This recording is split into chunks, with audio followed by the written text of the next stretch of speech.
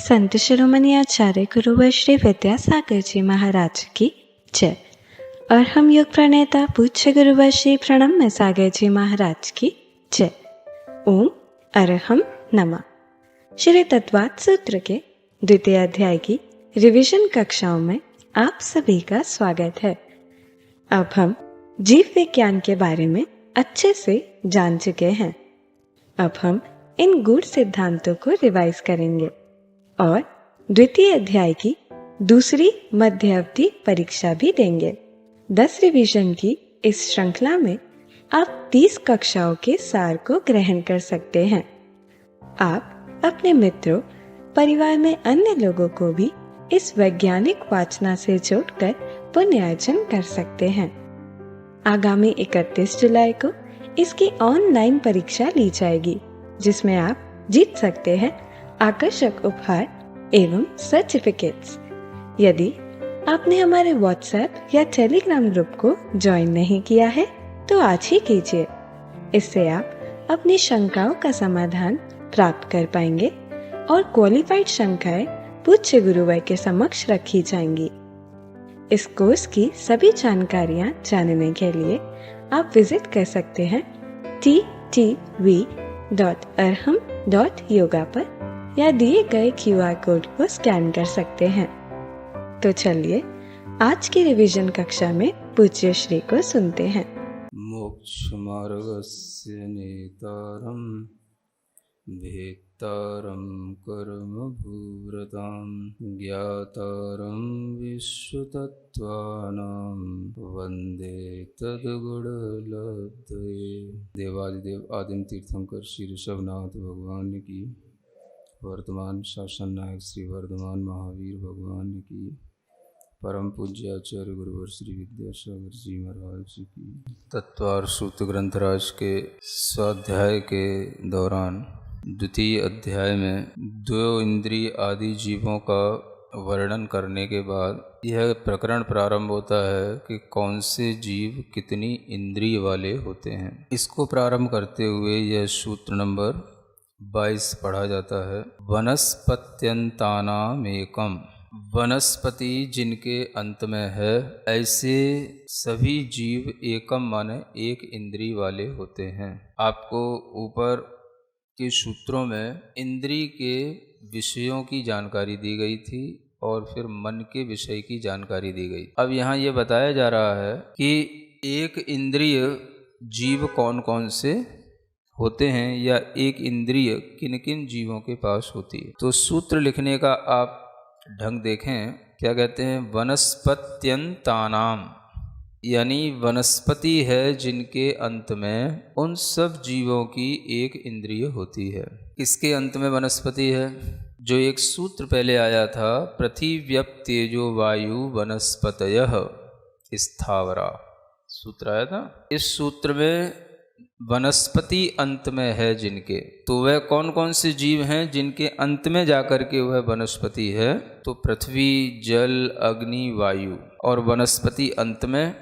इस तरह से इन सभी जीवों के एक इंद्रिय होती है जिसे स्पर्शन इंद्रिय कहते हैं। इसी को आचार्यों ने परिभाषा के रूप में समझाते हुए कहा है कि एक स्पर्शन इंद्रिय का क्षयोपशम होने के लिए भी या उसका ज्ञान होने के लिए भी वीर अंतराय और मति ज्ञानावरण कर्मों के क्षयोपशम के साथ साथ शरीर नाम कर्म का उदय और उसके साथ साथ जाति नाम कर्म का उदय भी लगता है। तब उस जीव को एक इंद्रिय जाति में उत्पन्न होना होता है। वनस्पति में भी स्पर्शन इंद्रिय जन्य ज्ञान होता है और पृथ्वी आदि सभी जीवों में भी एक स्पर्शन इंद्रिय जन्य ज्ञान होता है। ये बात जो यहाँ से स्पष्ट हो रही है, इससे आप यह समझ सकते हैं कि वनस्पतियों में भी हमें स्पर्शन इंद्रिय से होने वाली प्रवृत्तियां दिखाई देती हैं। पृथ्वी, जल, अग्नि, वायु में भी हमें एक इंद्रिय जो स्पर्शन इंद्रिय है उससे होने वाली प्रवृत्तियां देखने को मिल सकती हैं। पृथ्वी भी एक स्पर्शन इंद्रिय के माध्यम से अनेक तरह के अपनी वृद्धियां कर सकती है और उस स्पर्शन इंद्री के माध्यम से ही जैसी पृथ्वी होती है वैसी ही वो अपनी स्पर्शन इंद्री के माध्यम से उसको अन्य भी पृथ्वी को ग्रहण कर लेती है। अभी किसी ने दिखाया था, बताया था कि कहीं पर विदेशों में एक स्थान है जिसमें जो पत्थर हैं तरह तरह की उनके अंदर प्रतिक्रियाएं हो रही हैं और उसको वैज्ञानिक लोग भी देख रहे हैं, जानने की कोशिश कर रहे हैं। वो पत्थर यहाँ तक भी बताए गए कि बढ़ते हैं, पत्थर भी पत्थरों को पैदा करते हैं, इतना ही बताया गया उस। जो बात थोड़ी सी अतीकी है वो तो चलो अतीकी है, लेकिन जो बात स्पर्शन इंद्रिय जन्य ज्ञान से संभव है उस बात को ग्रहण किया जा सकता है। और वो इतना ही है कि उन पृथ्वी आदि जो रूप जो पत्थर हैं उनका विस्तार तो उसी रूप में होता रह सकता है जिस रूप में वह है। पृथ्वी भी अपने ही जैसी पृथ्वी और बना लेती है आसपास की पृथ्वी को भी। आप देखेंगे कि जिस तरह की मिट्टी होती है अगर उसके आसपास कोई दूसरी भी मिट्टी रख दी जाए तो वो अपनी जैसे बना लेती है उस मिट्टी को। ये भी उस पृथ्वी का एक गुण है और यह गुण भी हमें कहीं ना कहीं पृथ्वी कायिक जीवों की जो एक इंद्री से होने वाली प्रवृत्ति है उसके बारे में बताती है। जल के बिंदु भी जल के साथ मिल जाते हैं, कहीं ना कहीं स्पर्शन इंद्री संबंधी ज्ञान का यह एक आप परिणाम देख सकते हैं। अग्नि की लपटें भी, अग्नि के फुलिंगे भी दूसरी अग्नि के साथ में जुड़ते चले जाते हैं, मिलते चले जाते हैं। वायु भी वायु के साथ मिल जाती है एक स्पर्शन इंद्री के माध्यम से। और वनस्पति की जड़ों को तो आप कहीं से कहीं तक आप गहरा उन्हें फैलता हुआ देख सकते हैं, वह भी उनकी एक स्पर्शन इंद्री जन्य ज्ञान की प्रवृत्ति देखने में आती, ऐसा कहा जा सकता है। इस तरह की एक इंद्रिय जीवों में जो प्रवृत्तियां देखी जाती हैं, ये सब प्रवृत्तियां उनके अंदर एक स्पर्शन इंद्रिय ही है इस बात का ज्ञान भी कराती हैं। और अगर उससे कहीं ज़्यादा भी प्रवृत्तियां देखी जाती हैं तो वह प्रवृत्ति उस एक इंद्रिय जीव की न कह करके अन्य कुछ भी कहना पड़ेगा। इसलिए आचार्य यहाँ कहते हैं कि आप ये निश्चय कर लें कि वनस्पति तक जो स्थावर जीव हैं उन सब में एकमात्र ही एक इंद्रिय होती है और उसी इंद्रिय से वह अपना ज्ञान और उनकी प्रवृत्तियां चला करती हैं। जब एक इंद्रिय के लिए ये नियत हो गए पृथ्वी जल अग्नि वायु वनस्पति, तो फिर प्रश्न उठता है कि अन्य जो इंद्रियां हैं वो वाले जीव कौन से हैं। तो उसके लिए आचार्य आगे का सूत्र देते हैं। क्रमी पिपीलिका भ्रमर मनुष्यादीना मेकैक वृद्धानि। क्रमी यह एक जीव है, पिपीलिका माने चींटी, भ्रमर माने भौरा और मनुष्य माने मनुष्य और आदि सबके साथ लगा लेना। क्रमी आदि, पिपीलिका आदि, भ्रमर आदि और मनुष्य आदि। और ये सब एक एक वृद्धि के साथ लगाना, माने एक एक इंद्री की इनमें वृद्धि करते चले जाना। 2 इंद्रिय जीव के लिए उदाहरण दिया गया है क्रमी का, 3 इंद्रिय जीव के लिए उदाहरण दिया गया है पिपील का यानी चींटी का, 4 इंद्रिय जीव के लिए उदाहरण दिया गया है भ्रमर का, भौरे का, 5 इंद्रिय जीव के लिए उदाहरण दिया गया है मनुष्य का। आदि शब्द से जिन जिन जीवों में जो भी जीव अधिक अधिक रूप से अन्य अन्य वैरायटियों के पाए जाते हैं वो सब उसमें लगा लेना। 2 इंद्रिय जीवों में कुछ क्रमी के साथ साथ ऐसे भी जीव आ जाते हैं जैसे शंख में रहने वाला जीव, शंख जो होता है वो 2 इंद्रिय जीव होता है। सीप में भी जीव होते हैं, वो भी 2 इंद्रिय जीव होते हैं। एक कुक्षी कहलाती है जिसे हम कुक्षी क्रमी भी कह सकते हैं, यानी पेट में पड़ने वाले जो क्रमी वगैरह होते हैं ये भी जो है 2 इंद्रिय जीव होते हैं। ऐसे ही कुछ अन्य भी जीव होते हैं जिन्हें क्षुल्लक भी कहा जाता है, वराटक कहा जाता है। ऐसे अन्य नाम वाले जीवों का भी मतलब ज्ञान प्रतिक्रमण आदि में मिलता है। ऐसे ये जो 2 इंद्रिय वाले जीव हैं इनमें आपकी पहचान तो क्रमियों से हो सकती है जिन्हें लट वगैरह भी कहा जाता है कहीं कहीं, और आप शंख में सीप में जीवों को देख सकते हैं। वो सभी जीव 2 इंद्रिय वाले ही होते हैं, यानी स्पर्शन और रसन इन 2 इंद्रियों को ग्रहण करके वह दो ही चीज़ों का अपना ज्ञान रखते हैं, स्पर्श का और रस का। कितने ही तरह के ऐसे जीव होते हैं जो बस स्पर्श के ज्ञान के साथ साथ सिर्फ रस का ही ज्ञान रख पाते हैं, और उस रस ज्ञान में भी उन्हें इतना रस आता है कि कोई आप धान्य विशेष देखेंगे तो आपको लगेगा कि इस धान्य में ये कीड़े जो उत्पन्न होते हैं वो उसी रस को जानने वाले होते हैं जो उस धान्य के कीड़े होते हैं। कई बार इस तरह के जो कृमि इत्यादि पड़ जाती हैं कई अनाजों में, तो उसमें भी उसी तरह के वो रस और स्पर्श को जानने वाले कीड़े होते हैं। ये दो इंद्रिय जीवों में इतना ज्ञान आ जाता है, स्पर्श और रस संबंधी ज्ञान। फिर उसके बाद में कृमि के आगे उदाहरण देते हैं पिपीलिका का, यानी 3 इंद्रिय जीवों में चींटी आदि का ग्रहण करना। चींटी भी होती है, एक चींटा भी होता है।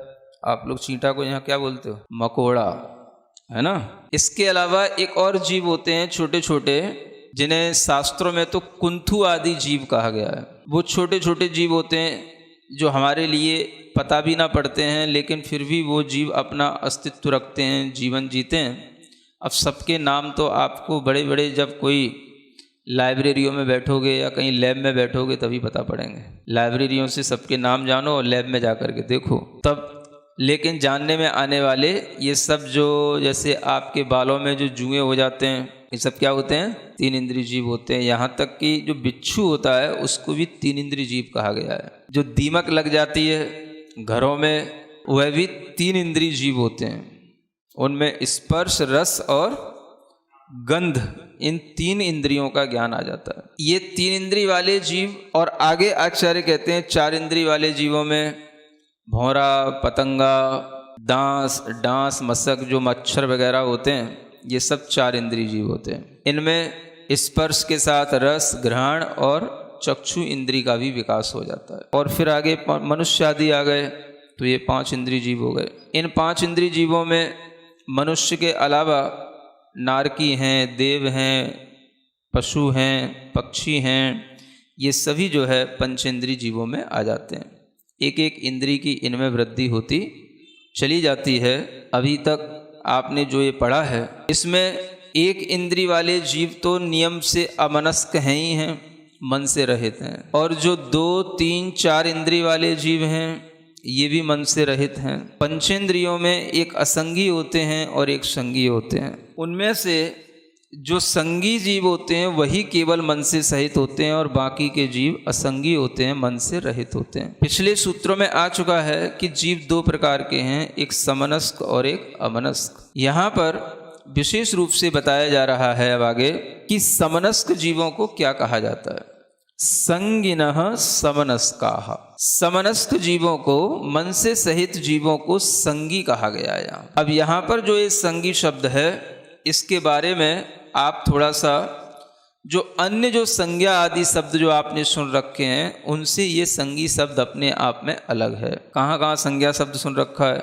एक तो पहले अध्याय में ही आपने पढ़ा था मति, स्मृति, संज्ञा, वो एक विशेष ज्ञान होता है मतिक ज्ञान, उसको संज्ञा कहा गया। उससे यहाँ प्रयोजन नहीं है। यहाँ पर संज्ञा का मतलब कोई विशेष ज्ञान नहीं है। संज्ञा का मतलब यहाँ पर सामान्य मतिक ज्ञान भी नहीं है, क्योंकि ये ज्ञान तो सभी में पाए जाएंगे। जो एक इंद्रिय आदि जीव हैं, अमनस्क जीव हैं, उनमें भी पाया जाएगा। और संज्ञा का मतलब यहाँ पर कोई नाम से भी लेना देना नहीं है। किसी का कोई नाम होता है उसको भी संज्ञा बोलते हैं, तो उससे भी कोई लेना देना नहीं है। संज्ञा का मतलब एक और आपने सुना होगा, 4 प्रकार की संज्ञाएं होती हैं, आहार, भय, मैथुन और परिग्रह। इन 4 संज्ञाओं से भी यहाँ प्रयोजन सिद्ध नहीं होगा, क्योंकि यहाँ पर समनस्क जीव को संगी कहा गया है। तो संगी जीव जो होगा वह तो कुछ विशेष होगा जो केवल मन सहित जीव के साथ ही घटित होगा। एक तरीके से यहाँ ये भी सोचने की कोशिश करें कि इस सूत्र में हम परिभाषा क्या लगाएं। संगी जीव समनस्क होते हैं या समनस्क जीव संगी होते हैं? क्या परिभाषा लगाई जाए? परिभाषा ये लगानी पड़ेगी कि समनस्क जीव को संगी कहा जाता है, वे संगी होते हैं, क्योंकि समनस्क का वर्णन ऊपर आ चुका है। अब यहाँ विशेष रूप से कहा जा रहा है कि जो समनस्क जीव हैं वो संगी हैं, संज्ञा वाले हैं। तो अब आपको ये देखना है कि संज्ञा का मतलब यहाँ क्या है। जो मन से सहित हैं उन्हें संगी कहा गया है। ये हमने एक नया नाम उनका दिया है, समनस्क जीवों का, ऐसा भी कह सकते हैं हम। समनस्क जीवों का एक यहाँ पर आचार्य महाराज ने एक नया नाम दिया है। उन समनस्क जीवों को क्या बोलना आप? संगी बोलना, संगी जीव बोलना। सैनी असैनी इसी का ही नाम हो जाता है। तो सैनी तो बाद में और ज़्यादा अपनी बिगड़ी हुई हिंदी हो गई, नाम तो है संगी जीव। मन से सहित को संगी कह रहे हैं, तो फिर संगी शब्द में मन आ गया, और मन आ गया तो फिर समनस्क और संगी इन दोनों शब्दों में फिर कोई ज्यादा अंतर तो रहा नहीं। ये सब प्रश्न आप में पैदा हो सकता है, उसका भी अच्छा समाधान आपके लिए दिया जा रहा है। समनस्क में और संगी में मन से सहित पना तो दोनों में है, लेकिन संगी शब्द से यहाँ ये बताया जा रहा है कि जो मन का कार्य है वो मन का कार्य संगी जीव ही कर पाते हैं। मन सहित जीव तो समनस्क कहलाएंगे और उनको हम संगी जीव कहेंगे, लेकिन विशेष रूप से यहाँ पर संगी जीव उनको कहा जा रहा है जो मन के विशेष कार्य करते हैं। कैसे विशेष कार्य? एक तो सामान्य कार्य होते हैं, एक विशेष कार्य होते हैं। किसी का मन मूर्छित हो गया तो अब उसे हम सामान्य कहेंगे कि विशेष कहेंगे? सामान्य हो गया ना, विशेष तो नहीं हुआ। विशेष में तो विशेष काम करेगा, कुछ सोचेगा, उठेगा, बैठेगा, कुछ अच्छे काम करेगा, विचार करेगा, है ना। तो जब किसी का मन मूर्छित हो गया तो उस समय पर मन तो है, उसके मन तो है, तो क्या है? समनस्क भी है, और एक तरह से संगी भी है। अब परिभाषा के अनुसार तो कहना पड़ेगा जो समनस्क है वो संगी है, समनस्क को संगी कहते हैं, तो वो संगी भी है। मान लो कोई गर्भ में पड़ा हुआ जीव है तो वहां पर भी मन से सहित है वो, तो समनस्क तो है, और समनस्क है तो उसको संगी कहा जाएगा। लेकिन ये सामान्य मन हो गया। ये कौन सा मन है? ये सामान्य मन हो गया। विशेष मन क्या होगा? जब वो उसके साथ में कुछ विशेष मन के काम करे। विशेष मन के काम क्या होते हैं? शिक्षा को ग्रहण करना, ये पहला काम है विशेष काम। जो पढ़ाया जाए, सिखाया जाए, बताया जाए, उसको समझ पाए। अगर उसको ये बता दिया जाए कि तुम्हारा नाम क्या है? कालू है, लालू है, तो वो मान ले कि हाँ मेरा नाम कालू है, मेरा नाम लालू है। ये शिक्षा उसको दे दी गई, और शिक्षा के कारण से उसने ऐसा सीख लिया। शिक्षा का मतलब सीख लेना। अगर हम किसी को सिखाते हैं और कोई सीख लेता है तो सिखाने वाला भी मन के माध्यम से सिखा सकता है और सीखने वाला भी मन के ही माध्यम से सीख सकता है। लेकिन ये मन सामान्य नहीं होगा, ये कौन सा? विशेष मन होगा। सामान्य मन कौन सा है? ध्यान में, हाँ, जो मूर्छा में पड़ा है, बेहोशी में पड़ा है, गर्भ में पड़ा है, अंडों के अंदर भी जीव होते हैं, उनमें भी मन होता है, उसमें पड़ा है। तो ये सब क्या है? ये उनका मन एक तरीके से मन तो है, लेकिन मन बिल्कुल ऐसा लग रहा है मरा हुआ सा है, जीवित सा नहीं है, सामान्य मन है?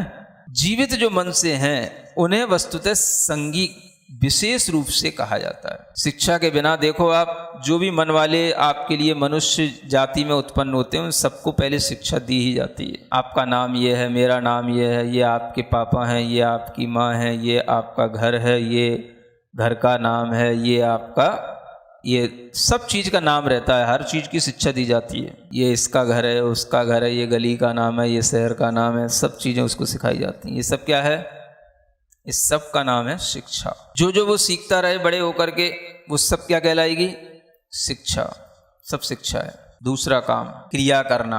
अगर क्रिया ना हो तो कैसा लगता है? इसमें मन है ही नहीं, है ना, ये बिल्कुल ना समझ है, कोई क्रिया ही नहीं करता, सुनता तो है लेकिन बोलता है ही नहीं, हेलन डोलन कुछ करता ही नहीं। तो उसके लिए यह अपने आप में उसके मन की जो विशेषता है वो नहीं है उसमें। जब कभी कोई ऐसी बीमारियां हो जाती हैं जिसमें मन को आघात पहुंच जाता है तो भी वह मन फिर कुछ करता नहीं है, सिर्फ सामान्य से पड़ा सा रह जाता है, और मन को कुछ भी संकेत भी दिए जाते हैं तो उनको वह ग्रहण नहीं कर पाता है। तो ये क्रिया जो भी हो रही हैं ये मन से होती हैं। समझ आ रहा है? आज का साइंस भी कहता है कि जो कुछ भी हम करते हैं इस ब्रेन से शुरू होता है। पूरे शरीर की नसें, सबका कनेक्शन यहाँ से है। इतना बड़ा कनेक्शन भी है कि आप पहले यहाँ सोचो, यहाँ विचार लाओ, यहाँ से वो अपने आप एंजाइम्स जो हैं वो उन नसों के माध्यम से, उन ग्रंथियों के माध्यम से उस स्थान पर बनने लग जाएंगे, खुलने लग जाएंगे जहाँ पर जिस एंजाइम की जरूरत है। पूरा शरीर ग्रंथियों से जुड़ा हुआ है। तरह तरह की ग्लैंड्स इस शरीर में फैली हुई हैं और उनमें अलग अलग तरीके के रस भी बनते हैं। कभी महसूस नहीं होता। आपको अगर भोजन करना है तो भोजन करने के लिए भी आपके मन में पहले भोजन करने की इच्छा पैदा होती है। अगर भोजन की इच्छा ही ना होगी तो आप भोजन नहीं कर पाओगे। भोजन की इच्छा मन पहले करता है, ब्रेन में पहले संकेत पहुंचता है कि मुझे भोजन करना है, तो फिर पेट में संकेत पहुंचता है, वहां पर उस तरीके के रस बनना शुरू हो जाते हैं जो आपके अंदर एक भूख पैदा कर देते हैं। हाँ भाई, अब चाहिए, आने दो।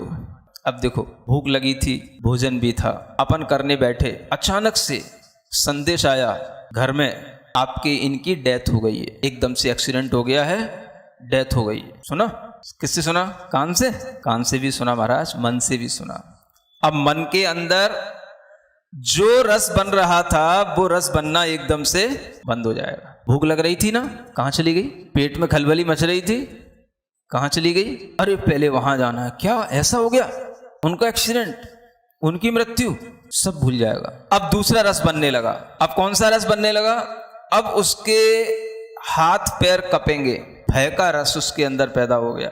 उसके अंदर तरह तरह की चिंता के कारण से शरीर में अलग तरह से कहीं पसीना आ रहा है या हार्ट बीट जो है वो डिस्टर्ब हो गई, कम ज़्यादा हो गई, ये सब शुरू हो जाएगा। कहाँ से?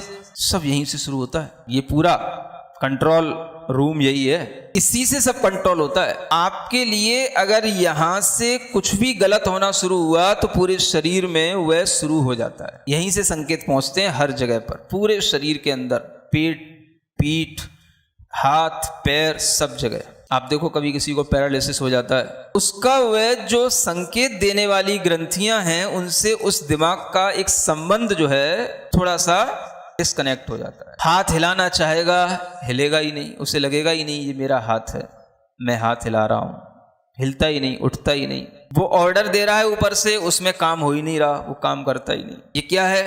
ये क्रिया किससे हो रही है? मन से। समझ आ रहा है? मन है तो मन के ही माध्यम से ये ब्रेन, जिसे हम बुद्धि एक अलग कह सकते हैं, ये मन के सही होने पर ही बुद्धि सही काम करती है।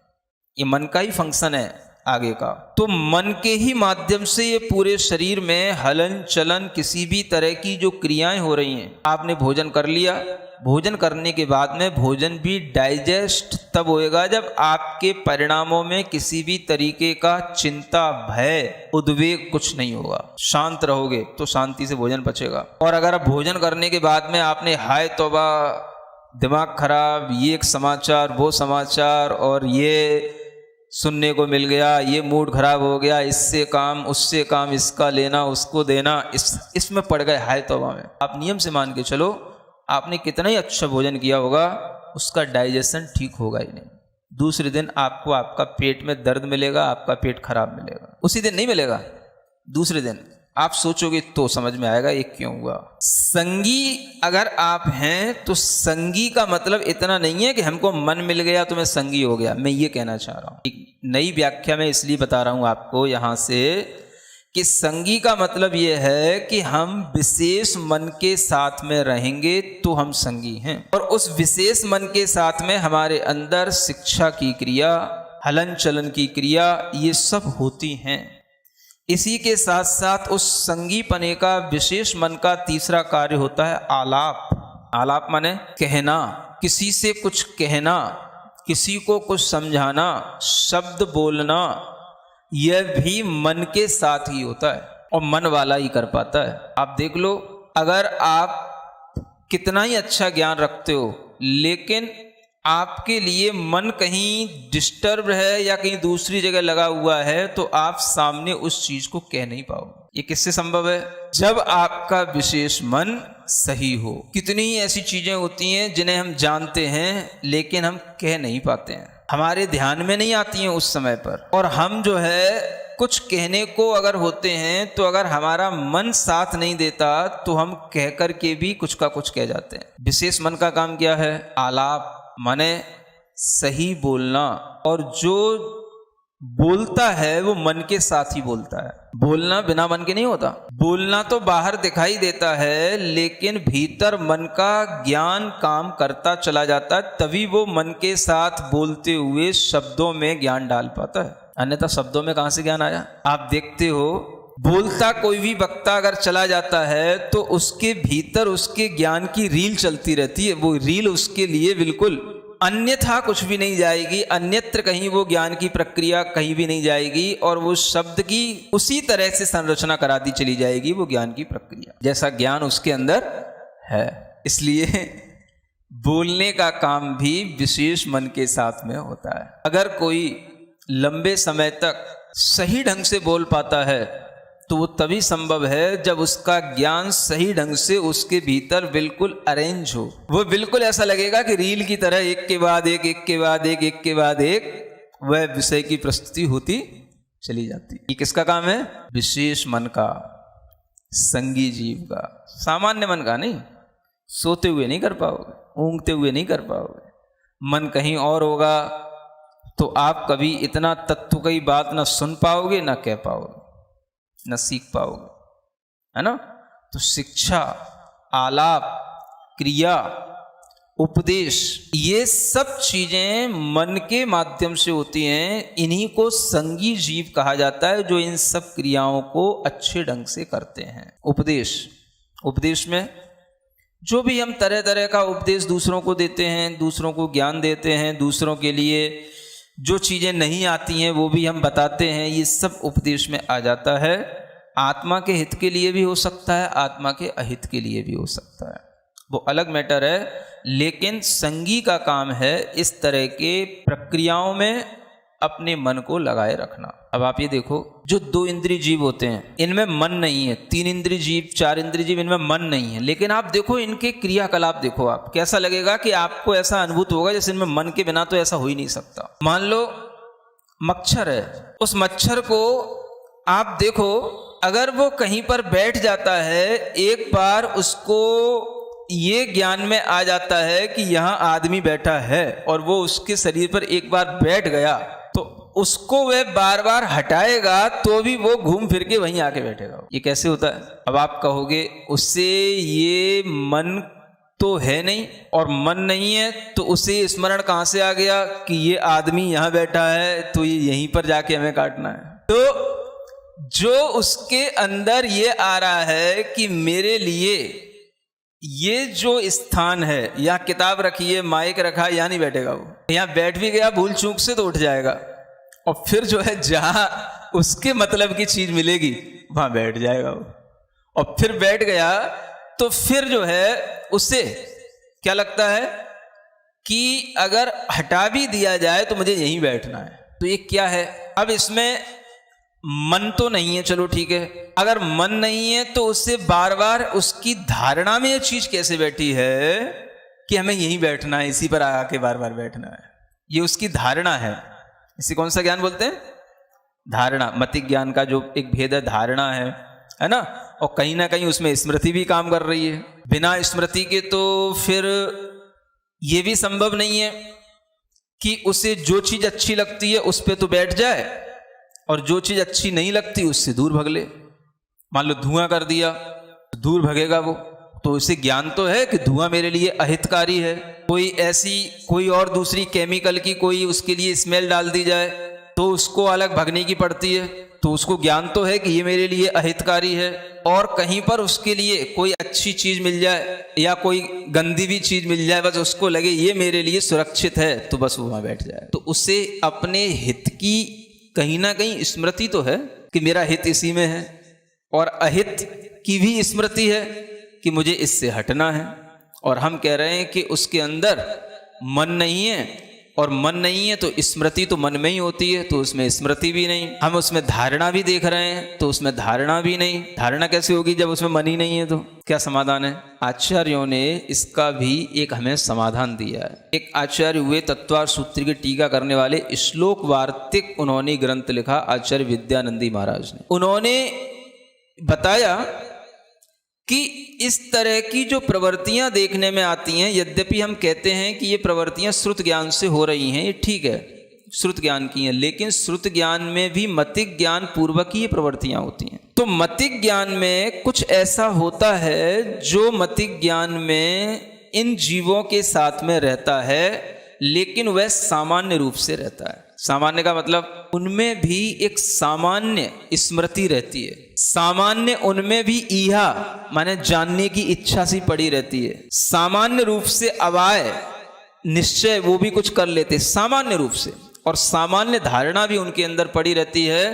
तभी जिसको जिस विषय की ललक है वो उस विषय को ग्रहण करने के लिए लालायित रहता है और उस विषय को पाकर के ही संतुष्ट होता है, लेकिन वो सामान्य ही है, विशेष नहीं है। हम लोगों में जो संगी जीव हैं उनमें जो धारणा होगी वो विशेष धारणा कहलाएगी। ईहा अवाय स्मृति होगी वो विशेष होगी, लेकिन उनमें जो होगी वो सामान्य होगी। तो ये भी एक जानने की चीज है कि उनमें भी मतिक ज्ञान है, तो मतिक ज्ञान के ये भेद अवग्रह, ईहा, अवाय, धारणा। अब हम ये तो कह देते हैं कि मतिक ज्ञान है, लेकिन हम ये नहीं कह पाते हैं कि ये अवाय और ईहा और धारणा भी है। जब मतिक ज्ञान है तो मतिक ज्ञान अलग से क्या चीज है? अवग्रह, ईहा, अवाय, धारणा का नाम ही तो मतिक ज्ञान है। अब यही अवग्रह नहीं होगा तो ईहा कैसे होगी, और ईहा नहीं होगी तो किसी भी चीज की धारणा कैसे बनेगी? तो उनके भी अंदर अगर धारणा है, चींटी के अंदर धारणा है, उसे कहीं चिकनी चीज मिल जाए, मीठी चीज मिल जाए तो उसको वह चिपक लेती उससे। तो उसके अंदर ये विषय के अनुभव की एक सामान्य धारणा है, जिसके कारण से वह, मान लो नमक की डेली भी रखी है और शक्कर की भी ढेली रखी है, और दोनों को मान लो आपने बिल्कुल ऐसा कर रखा है, इसे बुरा ही कर दिया हो, आप कंफ्यूज हो जाओगे कि ये नमक है कि शक्कर है। और आप कई बार नमक के जगह पे शक्कर भी खिला जाओगे, शक्कर की जगह पे नमक भी खिला जाओगे और कहोगे हाँ महाराज नमक डला है। लेकिन वो चींटी कभी कंफ्यूज नहीं होगी, उसके लिए पकड़ में आएगा, वो नमक से नहीं चिपकेगी, वो शक्कर से ही चिपकेगी, बूरे से ही चिपकेगी। अब आप देखो आखिर ये बात कितनी अच्छी है कि मतिक ज्ञान है, श्रुत ज्ञान है, हम सामान्य से इतना कह के आगे बढ़ लेते हैं। हमने कभी इस पे विचार नहीं किया कि मतिक ज्ञान है तो अवग्रह, ईहा, अवाय, धारणा के अलावा तो मतिक ज्ञान का क्या स्वरूप है? मतिक ज्ञान तो नहीं चार रूप में ही होता है। मतिक ज्ञान इसके अलावा और कोई वस्तु का नाम तो है नहीं। मतिक ज्ञान के भेद, सबसे पहले मतिक ज्ञान कहां से शुरू होगा? अवग्रह से शुरू होगा, सामान्य रूप से कुछ है। ईहा शुरू होगी, क्या है? तो यही तो ईहा, अभिलाषा, यही तो मतिक ज्ञान है। तो ये अभिलाषा उसके अंदर भी पड़ी है। तो इसलिए ये बहुत अच्छी बात हमें श्लोक वार्तिक में पढ़ने को मिली है।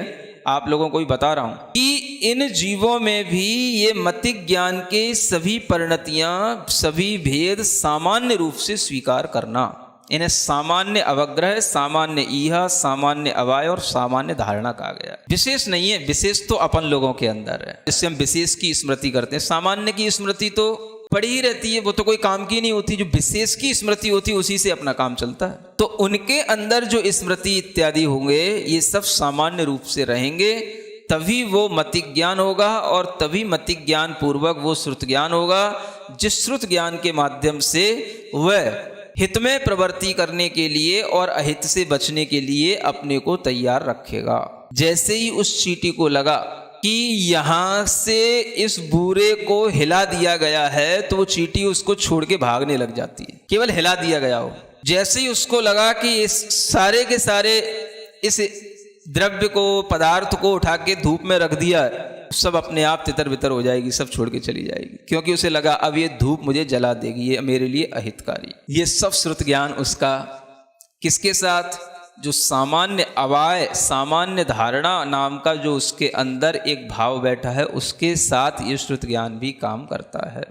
तो आप जानें कि ये विकलेंद्रीय जीवों में या एकेंद्रीय आदि जीवों में भी मतिक ज्ञान और श्रुत ज्ञान की जो प्रवृत्तियां हैं, ये विशेष रूप से जो चला करती हैं, उन्हें भी हम विचार में शास्त्रों के अनुसार ही लाएं, जो शास्त्रों में लिखा है वो हमें बिल्कुल सही समझ में आता है। क्या हो गया?